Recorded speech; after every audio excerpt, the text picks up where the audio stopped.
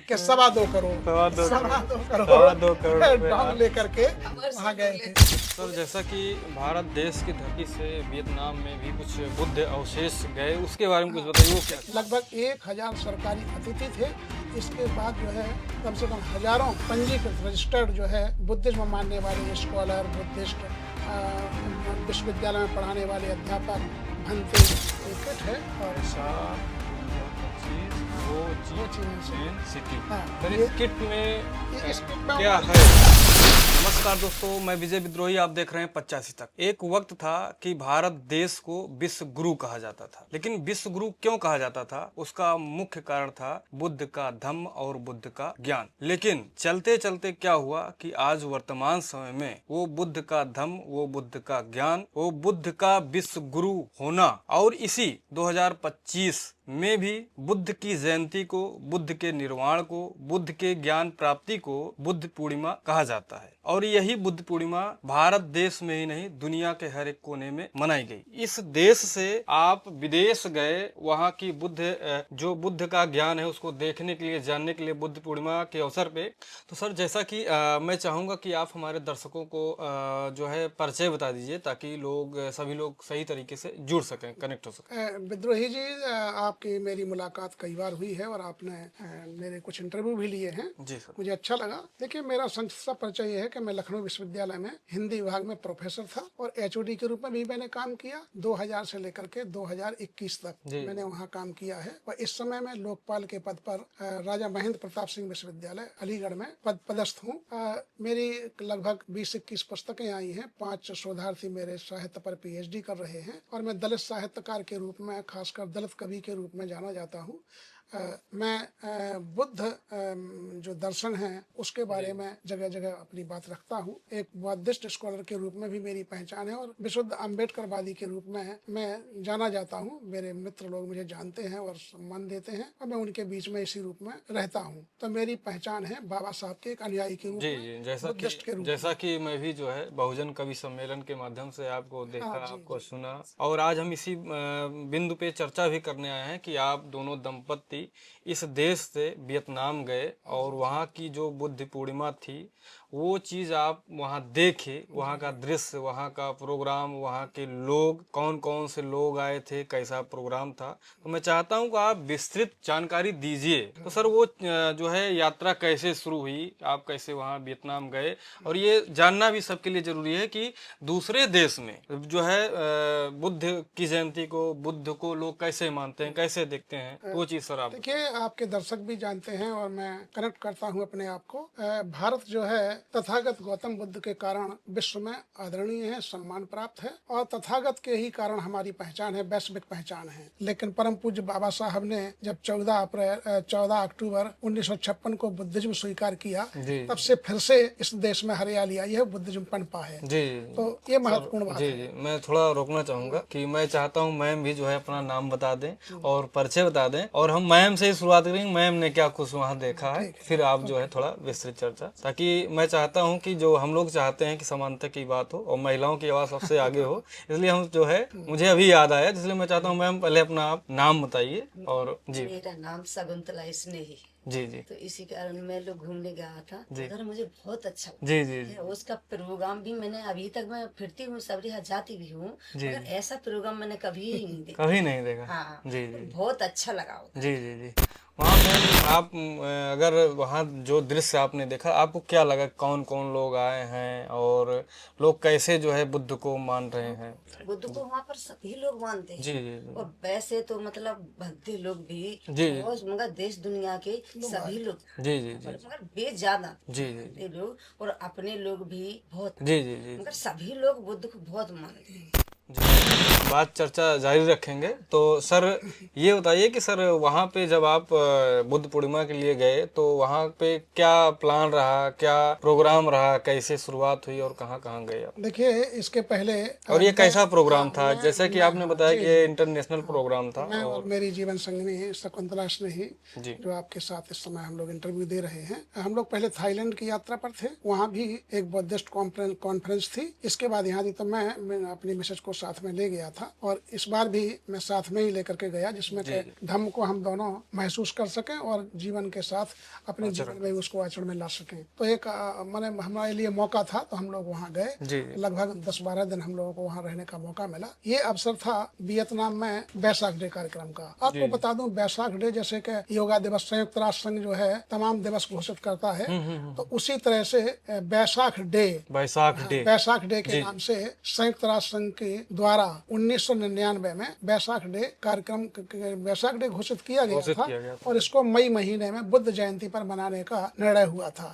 पहला बैसाख डे कार्यक्रम New York city में अमेरिका में ही मनाया गया था। उससे लेकर के अब तक जो ये बैसाख डे समारोह है मई महीने में बुद्ध जयंती पर ही मनाए जाते हैं। और जो बुद्ध पूर्णिमा होती है, क्योंकि तथागत को ज्ञान प्राप्ति भी उसी दिन हुआ, उनका जन्म भी उसी दिन हुआ, उसी बुद्ध पूर्णिमा को हुआ, और उनका परिनिर्माण भी उसी दिन हुआ। इसलिए बैसाख डे का जो है तथागत के अनुयायियों में बहुत बड़ा महत्व है, वैश्विक महत्व है। इसलिए संयुक्त राष्ट्र संघ ने बैसाख डे कार्यक्रम को आयोजित करने का फैसला किया था। ये 20वां आयोजन था संयुक्त राष्ट्र संघ के द्वारा। ये जो है 20वां आयोजन था, और महत्वपूर्ण बात यह है कि हाँ, और वियतनाम में चौथा आयोजन था। 2004, 2008 और 2019 में 3 बार इसका आयोजन वहाँ हो चुका था। चौथी बार 6 मई से लेकर के 6, 7, 8 ये जो है 3 दिन का प्रोग्राम, अंतर्राष्ट्रीय कॉन्फ्रेंस 6, 7, 8 को ये हो ची मिन सिटी जो वहाँ की महत्वपूर्ण शहर है उसमें आयोजित हुआ था। तो ये चौथा आयोजन था वियतनाम में। मैं आपको बता दूं कि ये जो आयोजन जो 20वां आयोजन था, इसके पहले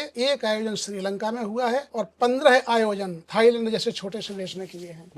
बुद्ध ये बैसाख डे का कार्यक्रम माने थाईलैंड ने 15वां आयोजन किया, और श्रीलंका ने 1 बार आयोजन किया, और वियतनाम का ये चौथा आयोजन था। ये बहुत बड़ी उपलब्धि है। और सबसे महत्वपूर्ण बात ये, इसको ये भी जान सकते हैं कि भारत जहाँ से बुद्ध दुनिया में फैला है, तथागत का यहाँ से पहचान है, अब तक एक भी बैसाख डे कार्यक्रम भारत में वही मेरा अगला जो है मन में भारत में आयोजित नहीं हो सका। इसका हमें अफसोस भी है, और सचमुच में बहुत अफसोस है। और हम चाहेंगे भारत सरकार से भी और यहाँ के जो बौद्ध अनुयायी हैं उनसे भी कि इस तरह का कोई माहौल बने कि अगला किसी भी साल एक आध बैसाख डे भारत में हो, क्योंकि भारत में जब होगा तो उसका अलग महत्व है। तो ये जो कार्यक्रम था, ये कॉन्फ्रेंस थी, इसमें लगभग बताया गया है कि 66 देशों के जो है बुद्ध अनुयायी आए हैं, स्कॉलर 66 देशों के लोग वियतनाम में लगभग आए थे, शामिल थे। और महत्वपूर्ण बात यह है कि वहाँ जो आयोजन था, ये जो वहाँ की महत्वपूर्ण हनोई की राजधानी है वियतनाम की, और हो ची मिन सिटी एक तरह से समृद्ध शहर है, वहाँ का बहुत समृद्ध शहर है। वहीं पर 2019 का आयोजन हनोई में हुआ था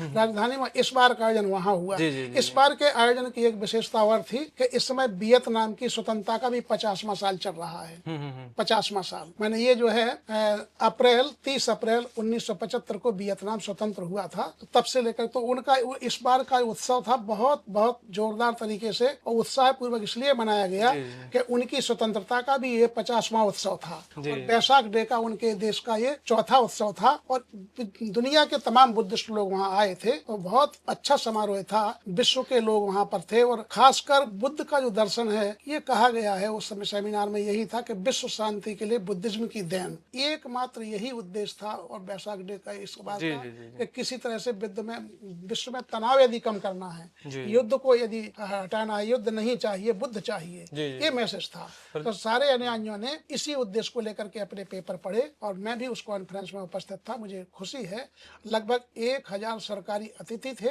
इसके बाद जो है कम से कम हजारों पंजीकृत रजिस्टर्ड जो है बुद्धिज्म मानने वाले स्कॉलर, बुद्धिस्ट विश्वविद्यालय में पढ़ाने वाले अध्यापक, भंते, ये तमाम लोग थे। बहुत वैश्विक बड़ा आयोजन था। मैंने जीवन में इतना बड़ा बुद्धिज्म का कोई आयोजन नहीं देखा।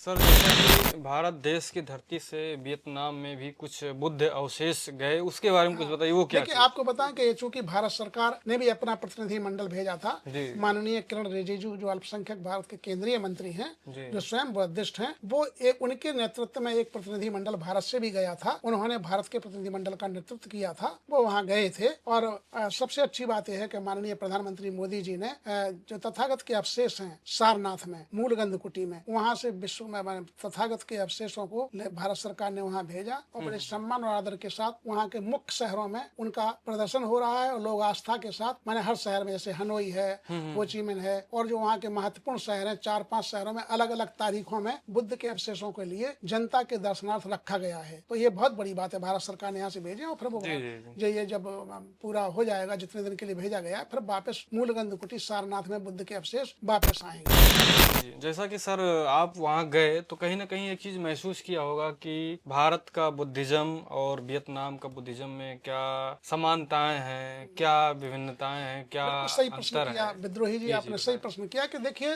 जिस देश में कोई भी मतलब जो है संप्रदाय या धर्म जाता है तो बुद्ध भी जब गया है तो वहाँ के अनुयायियों ने अपने अनुसार, जैसे हम देखते हैं वहाँ बुद्ध की जो प्रतिमाएं हैं, एक तो वहाँ महायान जो शाखा है वो पल, जैसे आपको पता होगा थाईलैंड, वियतनाम, कोरिया, सब जगह, जापान, यहाँ महायान शाखा है। श्रीलंका में केवल हीनयान है।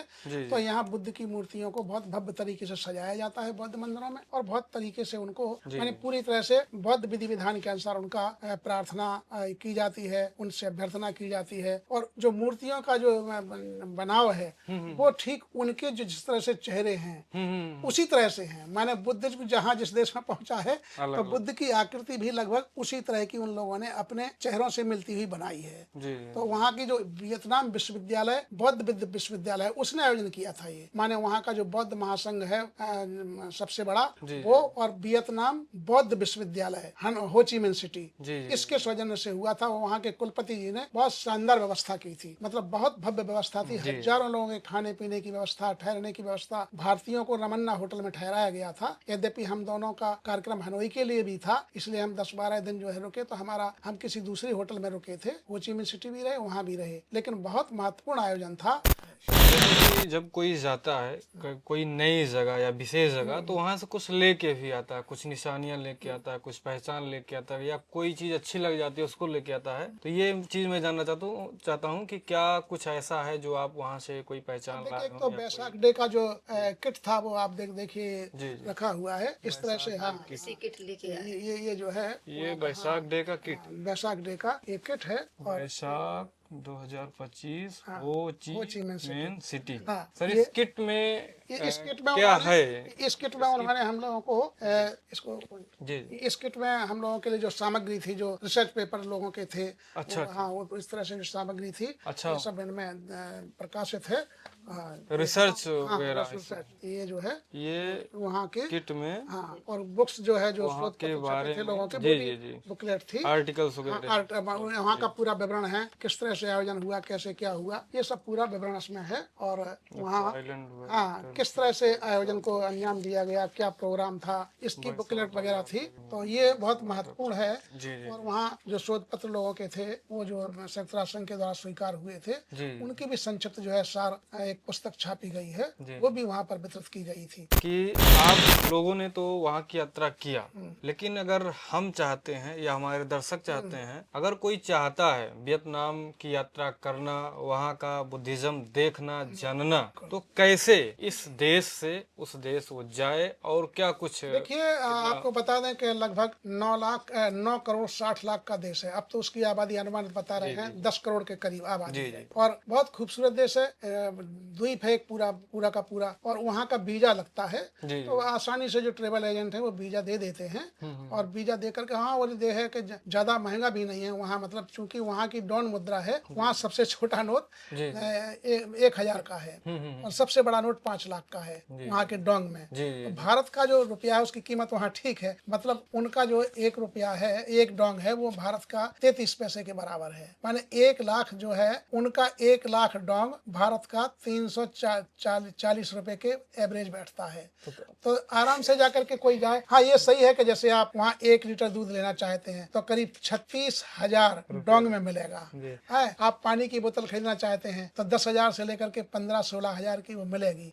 16,000 की आपको चाय मिलेगी डोंग में, लेकिन वो भारत में तो लगभग ठीक महंगी तो है, लेकिन वो भारत में उस हिसाब से चूंकि वहाँ मूल्यन है तो वो अलग प्रकार से है। और मजे की बात यह है कि वहाँ जैसे आप दाल फ्राई लेना चाहें, जैसे इंडिया के कुछ मतलब होटल हैं, वहाँ यदि आप जाएंगे तो दाल फ्राई 1,30,000 डोंग में एक दाल फ्राई मिलेगी है। लेकिन आप मतलब मामूली तौर पर यदि खाना लेना चाहते हैं तो एक व्यक्ति का खाना 3 लाख का, और आप स्पेशल को जैसे नॉनवेज वहाँ मुख्य रूप से है लेना चाहते तो 3-4 लाख से कम नहीं पड़ेगा, मतलब 8 लाख का 2 लोगों का भोजन। देखने के लिए यदि आप कोई जाना चाहता है तो लगभग भारत का माने 1.5 लाख रुपए एक व्यक्ति के लिए, मतलब 3 लाख रुपए, हाँ मिनिमम, माने इतना तो होना ही चाहिए, क्योंकि आप तभी घूम सकते हैं। जैसे हम लोगों ने 10-12 दिन कितना टाइम मतलब होना चाहिए, कम से कम 1 हफ्ते तो चाहिए, मतलब बहुत शानदार यात्रा। मैं एक क्वेश्चन और करना चाहूंगा, वो मजाकिया ही है कि सर वहाँ के हिसाब से आप कितना रुपए लेके गए थे? वहाँ के हिसाब से कितना रुपए आपके पास था? लगभग शकुंतला ने कहा कि भाई कुछ ज्यादा ही लेके चलो, तो भारत का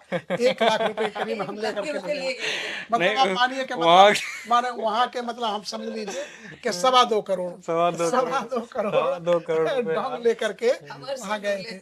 बहुत मिलने वाले लोग, बहुत, और गाइड जो है बहुत तरीके से आपको, जो टूरिस्ट गाइड है, जैसे पर रिश्तेदारों आते अपने पास उनको सम्मान देते हैं, ऐसे अपन लोग हम बहुत सम्मान करते हैं। और समय के बहुत पंचुअल है, समय बहुत पंचुअल है।